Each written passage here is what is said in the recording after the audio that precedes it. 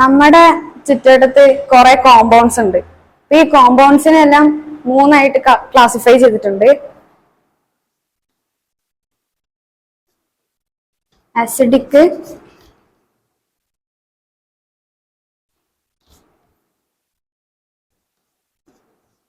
Acidic, neutral, basic. അപ്പം ആസിഡിന് കുറച്ച് example നമ്മൾ പറയുകയാണെങ്കിൽ citric acid, lactic acid, sulphuric acid, hydrochloric acid ഒക്കെയാണ് ആസിഡിന് എക്സാമ്പിൾ. പിന്നെ ന്യൂട്രൽ സബ്സ്റ്റൻസിന് എക്സാമ്പിൾ ആണ് വാട്ടർ. അതുപോലെ തന്നെ ബേസിക് എക്സാമ്പിൾ സോഡിയം ഹൈഡ്രോക്സൈഡ്, അങ്ങനെയുള്ള സബ്സ്റ്റൻസ്. അപ്പം ഇത് pH വാല്യൂ വെച്ച് നോക്കുകയാണെങ്കിൽ ന്യൂട്രലിന്റെ pH വാല്യൂ 7 ആണ്. ആസിഡിക് വരുന്നത് ബിലോ 7 ആണ് pH വാല്യൂ ആസിഡിന്റെ. പിന്നെ ആൽക്കലി വരുന്നത് എബവ് 7 ആണ്. അപ്പോ ഇനി ഒരു എക്സ്പെരിമെന്റ് ആണ് ചെയ്യാൻ പോകുന്നത്. ഫസ്റ്റ് ഇതൊരു കോണിക്കൽ ഫ്ലാസ്ക് ആണ്. ഇതിനകത്തേക്ക് ഹൈഡ്രോക്ലോറിക് ആസിഡ് ആണ് ഒഴിക്കുന്നത്. എന്നിട്ട് ഇതിനകത്തേക്ക് എഗ്ഷെല്ല് ഇട്ട് കഴിഞ്ഞപ്പം ഇവിടെ ഒരു റിയാക്ഷൻ സംഭവിച്ചു. ഇതിന് ശേഷം ഇതിന്റെ മുകളില് ഒരു തീപ്പെട്ടിക്കൊള്ളി കത്തിച്ച് വെച്ചപ്പം അത് വേഗം കെട്ടുപോയി.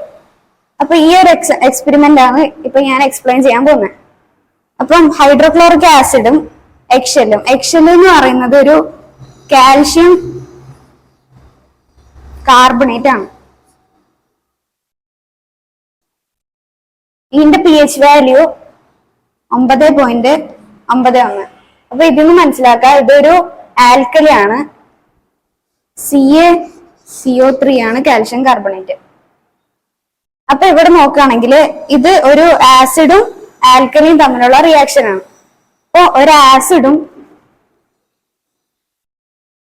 ആൽക്കലിയും കൂടി റിയാക്ട് ചെയ്യുമ്പം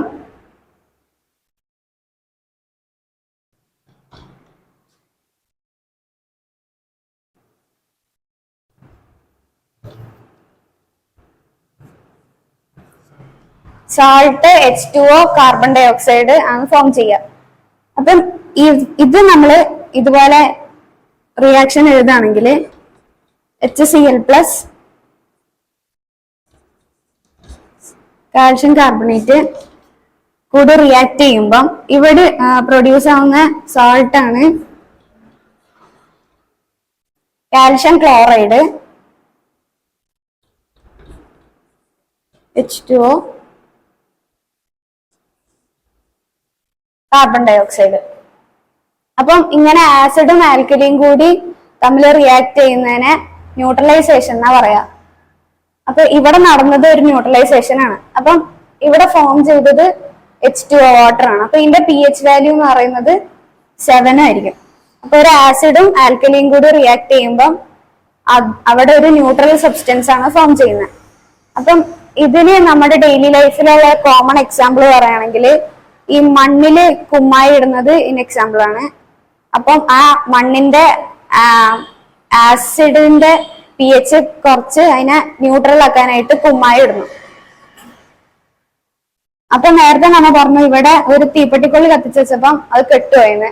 അപ്പം അതെന്താന്ന് വെച്ചാല് ഇവിടെ കാർബൺ ഡൈ ഓക്സൈഡ് ഫോം ചെയ്യുമ്പോൾ തീപ്പെട്ടിക്കൊള്ളി കെട്ടുപോകും.